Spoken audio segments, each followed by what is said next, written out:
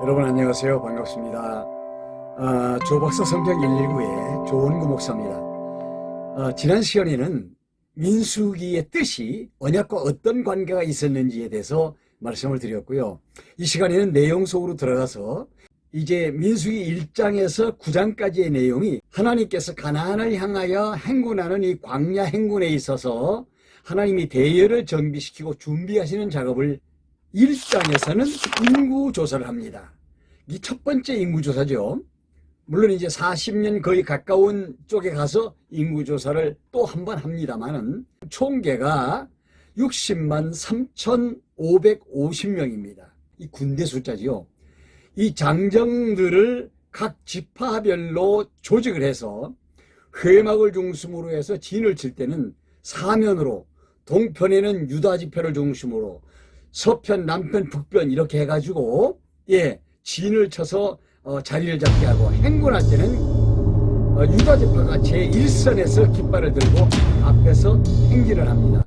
물론 이제 그때 레위 지파가 성막의 기구들을 준비를 해서 앞에 나아가게 되죠. 이것이 1장과 2장에 대한 내용이고요. 이제 3장으로 들어가 보면 하나님께서 레위인을 구별하십니다. 이스라엘 백성들이 출애굽할 때 장자를 죽이는 애굽의 그 재앙에서 보호를 받았죠. 그래서 이스라엘의 장자들과 이스라엘의 짐승들의 첫 새끼는 하나님이 완벽하게 보호를 하십니다. 이것이 6월절 오바페스라고 하는 6월절의 절기가 된 거 잘 알고 계시죠? 그래서 하나님께서 이 광야 행군에서 레위인을 구별하시는데 어떻게 구별하시느냐? 너희들 애굽에서 너희들의 장자를 살렸지 않느냐? 그건 내 거다. 그 장자를 대신해서 내가 레위인을 내 것으로 구별하겠다. 그래서 레위인은 이제 하나님의 소유가 됩니다. 기업도 하나님을 기업으로 삼게 해서 땅 군대에서도 물론 나중에 가서 알게 되겠지만 빠지게 됩니다. 이 레위인을 세우실 때 아론 계열의 제사장들의 그 휘하에 두고 그 제사장들의 관리를 받으면서 레위인이 아론의 후손들인 제사장들을 도울 수 있는 직책으로 이렇게 임명을 받게 됩니다. 그래서 이제 레위인 중에서는 고핫 자손이 특별히 임무를 주는데 어깨에다가 성구를 메고 운반하는 일을 하나님께서 명하십니다. 그래서 이 레위 자손의 계열을 따라서 그들이 해야 될 일, 즉 회막과 관련된 그런 일들을 다 하나님께서 맡겨주십니다. 이것이 3장과 4장의 내용이고요. 5장에 가면은 불결한 자들을 하나님께서 정결하게 하는 방법들을 가르쳐 주시고요. 특별히 나실인에 대한 말씀을 하십니다. 하나님께 바쳐진 자, 나실인. 그 나실인은 포도주나 독주를 마시지 말고 머리에 삭도를 대지 말라. 즉 머리를 기르라고 말씀하시죠. 이 나실인의 특징이 뭐냐면은 머리를 기르는 겁니다. 삼손도 머리를 길렀고, 그리고 사무엘도 머리를 길렀고요. 그리고 예수님도 머리를 기르시지 않았습니까? 그래서 나실인, 바쳐진 자에 대한 말씀을 쭉 해주고 계십니다. 7장과 8장, 9장의 내용은 이렇습니다. 각 지파별로 세워진 족장들이 하루씩 계속해서 하나님 앞에 예물을 드리는 예식이 시작이 됩니다. 엄청난 예물을 하나님 앞에 드리게 되죠. 그러면서 하나님께서 그 예물들을 관리하고 회막 봉사를 위해서 레위인들이 어떤 임무를 행해야 되는지에 대해서 또 다시 한번 말씀을 주시면서 왜 레위인을 이렇게 구별해야 되느냐, 그걸 다시 한번 또 말씀을 해 주십니다. 그러면서 그들이 두 번째 유월절을 지키게 되죠. 그리고 이제 10장에서 25장까지의 내용이 뭐냐 하면은 하나님께서 이스라엘 백성들을 시련시키면서 구세대와 신세대를 이렇게 나누시는, 그래서 구세대를 광야에 묻고 신세대만이 요단강을 건너서 가나안 땅에 들어갈 수 있도록 하시는 섭리가 나타납니다. 그것이 1차 시련, 2차 시련, 3차 시련. 그래서 이 세 번의 시련을 통해서 구세대와 신세대를 나누시는 하나님의 섭리를 보여주시고 있습니다. 여러분, 1차 시련은요, 민수기 10장에서 15장까지의 내용입니다. 은으로 나팔을 만들려고 합니다. 그 나팔을 가지고 그 신호를 해서 백성들이 움직일 수 있게 하시는 거죠. 그리고 행군을 할 때 유다 지파의 깃발이 제일 앞에 가도록 하나님이 명령하시고요. 다른 지파들이 쭉 이제 따라가게 되죠. 모세는 교회가 출발할 때도 기도하고 그 교회가 멈추고 이스라엘 백성들이 진을 칠 때도 기도하고, 이렇게 모세는 처음과 나중에 기도하는 그런 일을 합니다. 11장에 가서 보면 이스라엘 백성들은 끊임없이 하나님을 원망하기 시작합니다. 또 원망하는 거예요. 불평하는 자들이 투덜거리면서 따라오니까 뒤에 처지게 되겠죠. 그래서 꼬리 부분에 하나님이 하늘에서 불을 내려서 그들을 태워 죽입니다. 이런 끔찍한 사건, 불벼락을 맞은 거라고 볼 수 있죠. 이거를 다베라 사건이라고 불러요. 고기를 안 먹으니까 기운이 없다든지, 파와 부추와 마늘을 못 먹으니까 이 정력이 떨어진다든지, 이런 것 때문에 불평하기를 시작합니다. 심지어 그들이 진을 쳤을 때 그 천막 앞에 나와서 온 식구가 옛날 음식 달라고 막 울면서 소리를 지릅니다. 아주 가관입니다. 모세가 너무 안타까우니까 하나님 앞에 기도하죠. 하나님께서 모세에게 이렇게 말합니다. 장로급에 해당하는 그 70인의 대표를 세워라. 그리고 회막 문 앞으로 다 모이게 해라. 하나님께서 뭘 보여주시는가 하면 하나님이 신이 그들에게 임하니까 그들이 막 예언을 합니다. 백성들이 깜짝 놀라죠. 왜 이런 모습을 보여주는가 하면 하나님이 누구에게든지 당신의 신을 보내면 이렇게 예언할 수 있다. 너희는 모세의 말을 들어라. 왜 안 듣느냐 하는 본보기를 보여주신 것이라고 생각이 듭니다. 모세는 하나님 앞에 말합니다. 하나님, 이 백성들이 고기를 달라고 하는데 지금 우리가 애굽에서 가지고 나온 이 짐승 다 잡아도 이 사람들 먹이겠습니까? 큰일 났습니다. 하나님, 고기 달라는데 어떻게 하면 좋습니까? 라고 막 하나님 앞에 기도를 합니다. 하나님께서 야야, 내가 못하는 게 있느냐? 내 능력이 무엇이 부족하냐? 내가 너희들에게 고기를 주겠다. 그렇게 하시고 하나님이 어디선가 메추라기 떼를 막 몰아다가 그냥 쫙 몰아다가 이스라엘의 그 진영에다가 그들이 머물고 있는 진영에다가 막 퍼붓습니다. 막 메추라기 떼들이 막 손에 잡힐 정도로 막 얼마나 많은 메추라기들이 막 그냥 퍼덕거리고 돌아다니는지요. 그래서 그때 그 메추라기를 잡았는데 그 메추라기를 1인당 뭐 자루가 얼마나 큰 건지 모르겠습니다만은 한산에서 계산하면 한 사람 앞에 10포대씩을 잡은 거나 마찬가지입니다. 근데요, 하나님이 진노하셔서 그들이 고기를 씹을 때 그 고기가 이빨 사이에 끼어 있을 때 막 죽습니다. 급사하는 거죠. 여러분 12장으로 넘어가 보면요, 모세가 구수 여인을 취합니다. 이걸 보고 있던 모세의 누이 미리암과 그 형 아론이 지도자로서 어떻게 그런 일을 할 수 있느냐 하면서 비방하기를 시작합니다. 하나님께서 노하신 거죠. 왜 그랬느냐? 모세는 죽이든지 살든지 하나님의 주권 안에 있는 하나님의 종입니다. 그런데 하나님께서 야, 내 손에 있는 모세, 나의 종을 네가 왜 건드리니?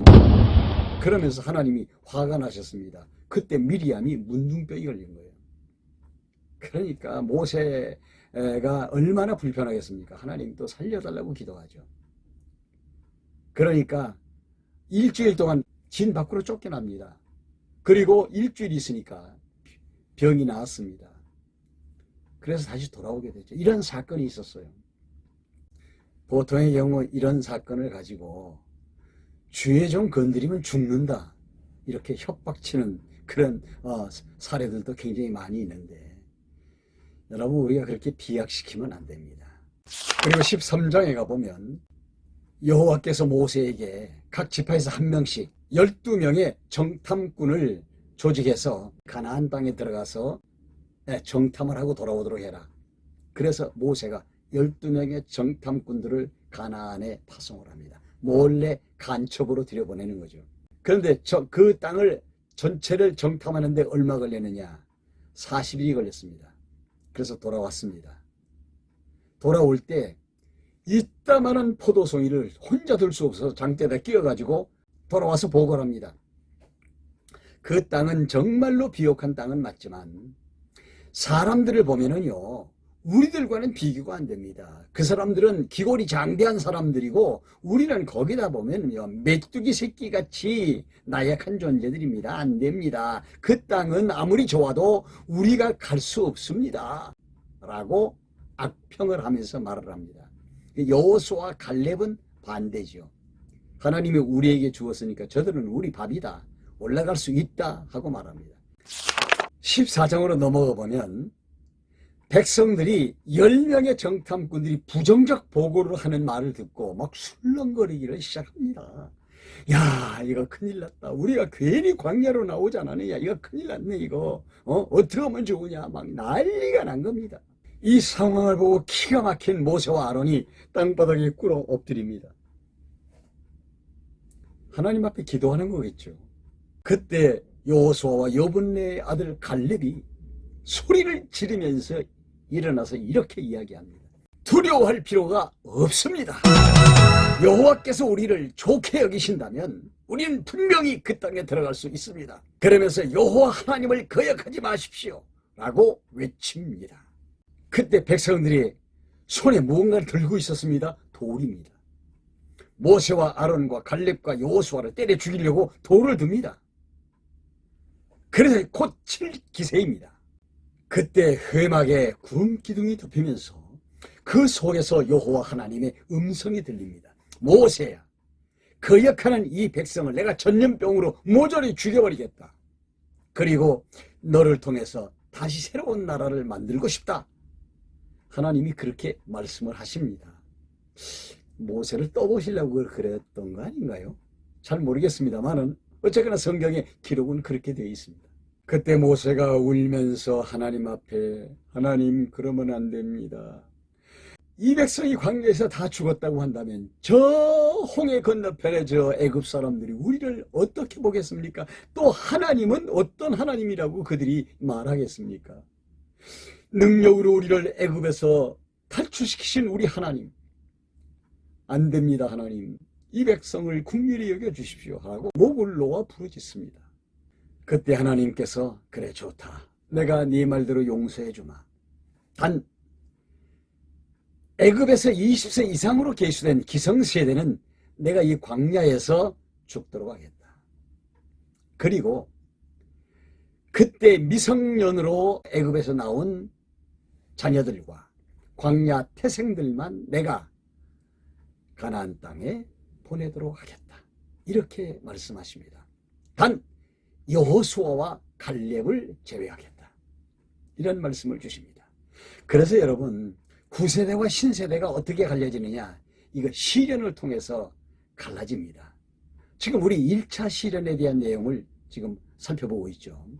그러면서 하나님께서 정탐꾼이 가나안 땅에 들어가서 40일 동안을 정탐을 했는데 40일, 하루를 1년으로 해서 너희들을 내가 이 40년 동안 이 광야에서 너희들을 연단하고 훈련하겠다라고 말씀을 하십니다.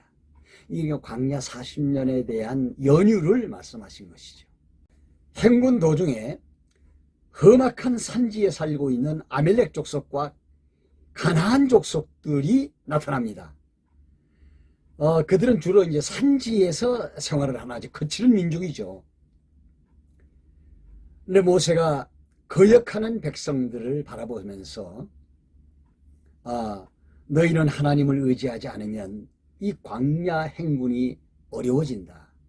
하나님을 의지하자고 말을 하는데 이 백성들이 산지로 올라가서 저 아멜렉과 가나안 족속과 싸우겠다는 것입니다. 모세가 말리죠. 하나님이 함께 안 하면 너희들 숫자가 많아도 저들과 이길 수 없다. 그런데 고집을 부리고 갑니다. 결국은 그들에게 쫓겨내려오죠. 패배하고 맙니다. 1차 시련의 마지막 내용이 15장에 나타납니다. 백성들이 계속해서 하나님 앞에 범죄하니까 하나님께서 모세에게 그 백성들의 죄를 사할 수 있는 제사를 명하십니다. 여기까지가 광야에서 1차 시련의 내용입니다. 이스라엘 백성들이 이 광야 40년에 왜 시련과 연단을 겪어야 했느냐? 이제 그 이유를 아시겠습니까? 하나님이 묵은 것을 제해버리고 새 것들로 하여금 가나안에 정착할 수 있도록 하시겠다고 하는 뜻이 그 안에 있는 거죠. 여러분, 우리가 사는 이 세상은 광야라고 말하죠. 이 광야에 육신을 가지고 사는 동안에 우리는 이스라엘 백성들이 겪었던 연단 훈련을 우리가 받고 살아갑니다. 오늘은 여기까지 하겠습니다. 다음 시간에 이어서 제2차 시련과 제3차 시련의 내용이 어떻게 전개되는지에 대해서 말씀드리면서 여러분들과 함께 즐거운 시간을 가져보려고 합니다. 좋아요 눌러주시고요. 네, 옆으로 좀 이렇게 이야기하셔서 구독자가 좀 더 늘어가도록 도와주시길 바랍니다. 대단히 감사합니다.